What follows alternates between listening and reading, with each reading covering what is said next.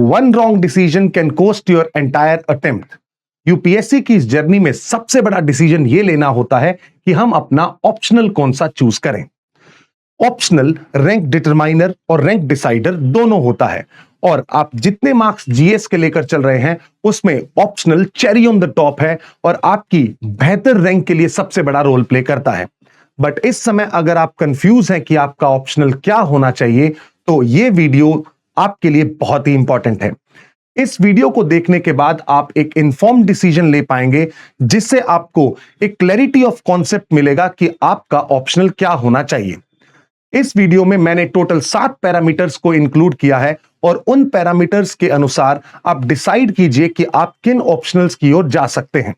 जिसमें सबसे पहला पैरामीटर है कि कौन सा ऐसा ऑप्शनल है जो कि सबसे फ्रीक्वेंटली चूज किया जा रहा है।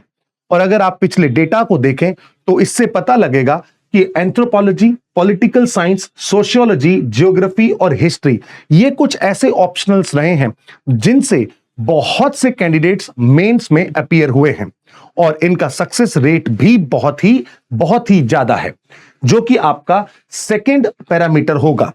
यानी कि इन ऑप्शनल्स का स्कोरिंग पोटेंशियल क्या है।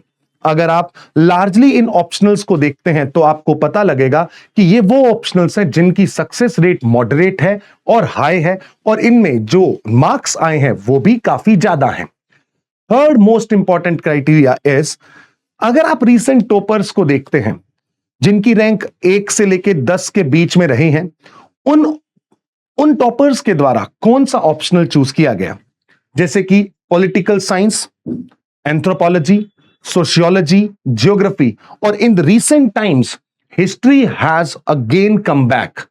ये जो भी मैं बात बोल रहा हूं, this is without any bias and this is something which is based on the data from the previous years। और जिन टॉपर्स ने रैंक हासिल की है और उनके नंबर, उनके मार्क्स कैसे आए हैं, उसके बेसिस पर आपको पहले 3 क्राइटेरिया पता लगे। बट एक टॉपर का ऑप्शनल क्या आपका ऑप्शनल हो, ऐसा जरूरी तो नहीं है।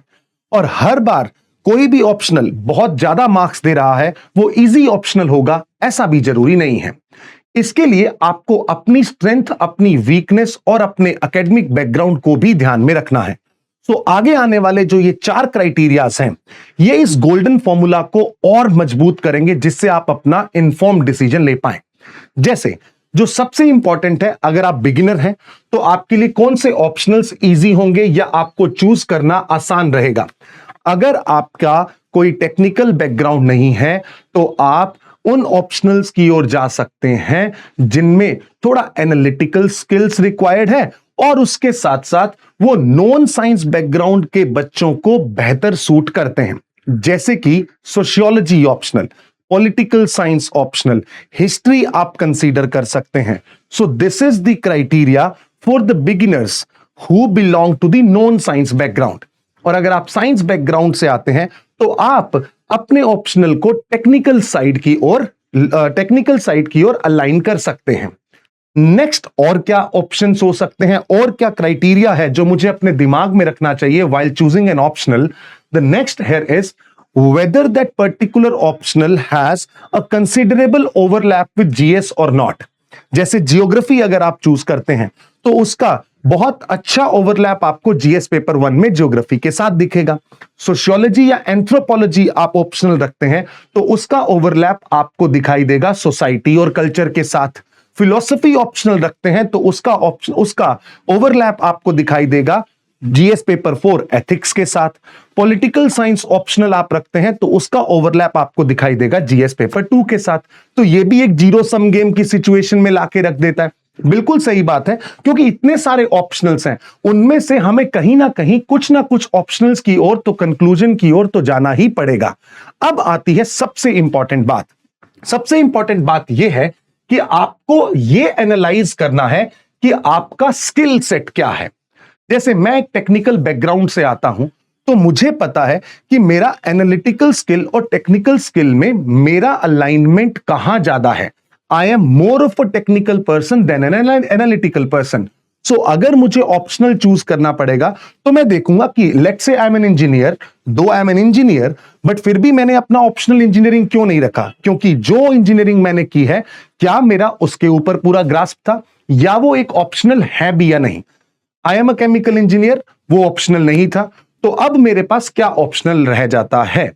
अब मैं चूज करूंगा एक ऐसा ऑप्शनल जिसके अंदर टेक्निकल सेट भी हो और उसके साथ साथ जो मेरी एनालिटिकल स्किल को इंप्रूव करते हुए जीएस के साथ ओवरलैप करे। That's why I chose anthropology as an optional, जहां पे मुझे कुछ टेक्निकल सेट भी दिखते हैं, कुछ एनालिटिकल सेट भी दिखता है जो मेरी थिंकिंग पैटर्न को डेवलप करेगा और एक जीएस के साथ ओवरलैप रखता है। So that was my idea, right? So you can go on with this skill set also, कि अगर आपका एनालिटिकल स्किल बहुत अच्छा है तो do not go for the optionals like mathematics and all. I am saying this clearly because this video is for those जिनको अब conclusion लेना है, जिनको अब कंक्लूजन निकालना है कि क्या होना चाहिए मेरा ऑप्शनल। बहुत वीडियोस देख लिए, now I have to decide what would be my optional. For them you need to understand one more thing. अगर आपका कॉन्सेप्चुअल एनालिटिकल स्किल अच्छा है, माइंडसेट अच्छा है, तो आप पीएसआईआर, सोशियो, एंथ्रो, जियोग्राफी इन ऑप्शनल की ओर खुद को अलाइन कर सकते हैं। देन ये भी अगर आपको कंफ्यूज कर रहा है तो अगला कौन सा क्राइटेरिया आप अपने जहन में रखें जिससे आप अपने ऑप्शनल को इफेक्टिवली चूज कर पाएं? That would be your strength and weakness. इसको मैंने सबसे लास्ट में रखा है, बट सबसे महत्वपूर्ण पॉइंट यही है, क्योंकि आपकी स्ट्रेंथ सिर्फ आपकी स्ट्रेंथ है और आपकी वीकनेस आपको पता होनी चाहिए, जिसके अनुसार आप उन पे काम भी कर सकें या उनको अपनी प्रिपरेशन के अंदर अवॉइड कर सकें। So how exactly you need to analyse what is your strength and weakness, कौन सा क्राइटेरिया होना चाहिए?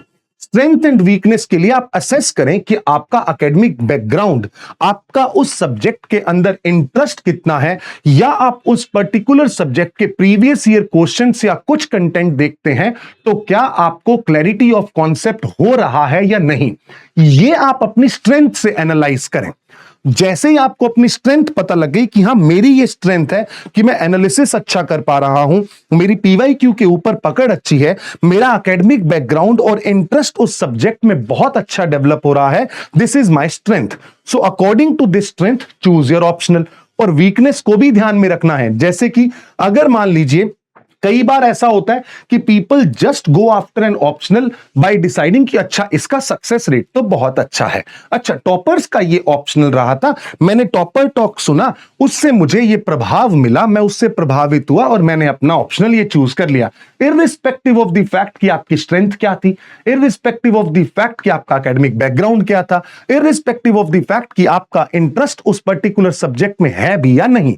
देन मूविंग अहेड, अगर आप ऐसे ऑप्शनल्स को चूज कर रहे हैं जिससे आप अपना दिल नहीं लगा सकते हैं, जो आपको पसंद नहीं है, तो definitely that is going to cost you a lot, right? क्योंकि ऑप्शनल एक ऐसी चीज है जहां पे आपको वक्त बिताना पड़ता है, एकेडमिक चीज है, डीप घुसना पड़ता है, आपको उस पर्टिकुलर सब्जेक्ट के साथ लगाव रखना ही पड़ेगा।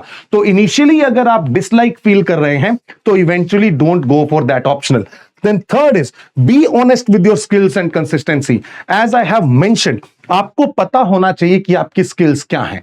अगर आप उसके साथ ऑनेस्ट हैं तो definitely you will be landed to a position जहां पे आप अपना एक बेहतर ऑप्शनल खुद के लिए डिसाइड कर पाएंगे जो आपकी रैंक तय करेगा। एंड मोर ओवर कंक्लूजन में मैं यही कहूंगा, राइट ऑप्शनल वो है जो आपके इंटरेस्ट, आपकी स्ट्रेंथ, आपकी स्ट्रेटजी के साथ जाए, और कोई भी ऑप्शनल स्कोरिंग हो और इजी हो ऐसा जरूरी नहीं है। And it's the only and only you who is going to decide what optional you need to take at this point of time. But remember this golden formula: your interest, your strength, the overlap with GS, and what guidance you have specifically for that optional will be your optional. By the end of this video, I'm going to leave this for you only. ये chart आपके लिए है।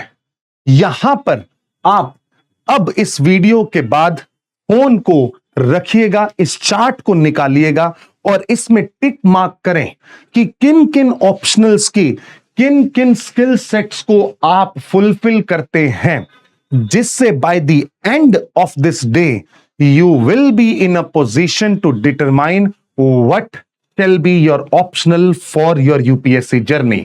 कौन सा ऐसा optional होगा जो आपको उस होली PDF में जगह देगा. See you next time. Bye bye guys.